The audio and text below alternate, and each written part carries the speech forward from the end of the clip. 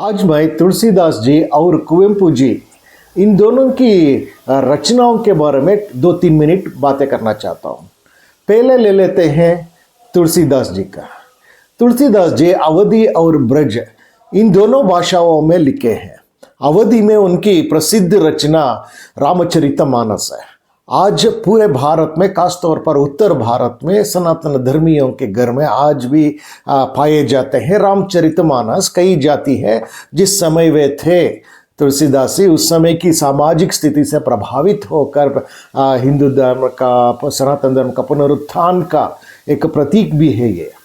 और दूसरी है अवधि में भरवई रामायण है, पार्वती मंगल है, जानकी मंगल है इत्यादि है। और ब्रजभाषा में वे दोहावली लिखे हैं, कृष्ण गीतावली लिखे हैं, विनय पत्रिका लिखे हैं और इस तरह की कई।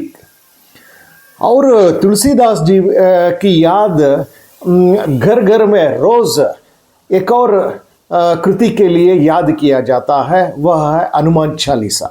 हनुमान चालीसा का पठन हर घर में होता है, खासतौर पर सनातन धर्मियों में। और तुलसी सत्सई सभी इनके नाम पर है। चलिए अब कुवेंपु जी की कृतियों के बारे में जानकारी ले लेते हैं। कुवेंपु जी जैसे कि हम जानते हैं 100 साल पहले के हैं और तुलसी और कुवेंपु जी के बीच का अंतर जो है 600-700 साल के बीच अंतर है। और इस समय साहित्य में कई विधाएं आती है और उन विधाओं में और कुवेंपु जी हर विधा में अपने को समझ चुके हैं और अपनी जो विचारधारा है, भावना है, हर विधा में व्यक्त करने की कोशिश की है और सफल भी पाए हैं। उनकी एपिक नावल है श्री रामायण दर्शनम।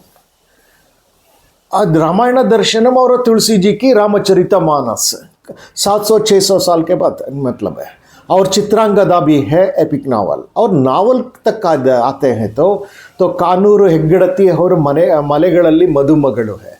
कानूर हेग्गड़ती जो है फिल्म भी बन चुका है और इसके साथ ड्रामा भी लिखे हैं, नाटक। और उनमें से जलगारा, बिरुगाड़ी, स्मशान कुरुक्षेत्र और साथ में रक्ताक्षी, शूद्र तपस्वी, यौवनद सोलु, बेरळगे कोरल इत्यादि इत्यादि है नाटक भी लिखे हैं। साथ में वे आत्मचरित, नेनपिन दोणियल्ली आत्मचरित भी लिखे हैं और जीवन चरित्र रामकृष्ण परमहंस और विवेकानंद जी के बारे में जीवन चरित्र भी लिखे हैं।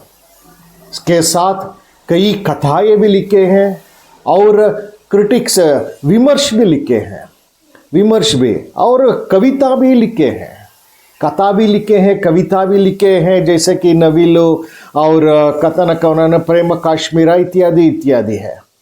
इन सभी विधाओं में इनकी जो रचना है और समाज के लिए उनकी जो योगदान है, इसके लिए प्रशस्तियां जो है, पुरस्कार जो है, पद्म भूषण भी मिला, पद्म विभूषण भी मिला, कर्नाटक रत्न भी मिला और पंप प्रशस्ति, साहित्य अकादमी, ज्ञानपीठ प्रशस्ति, इस तरह के राज्य और देश उन्नत जो पुरस्कार है, अत्युन्नत पुरस्कार कुवेंपु जी को मिला है।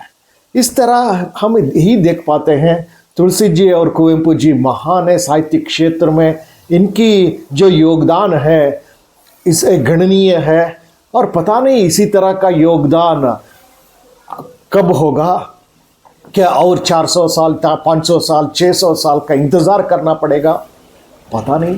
अगर ये दोनों महान हैं, हम खुशनसीब है, भाग्यशाली है, ऐसे साहित्यकारों को हमने पाया, भारत में पाया, कर्नाटक में भी पाया।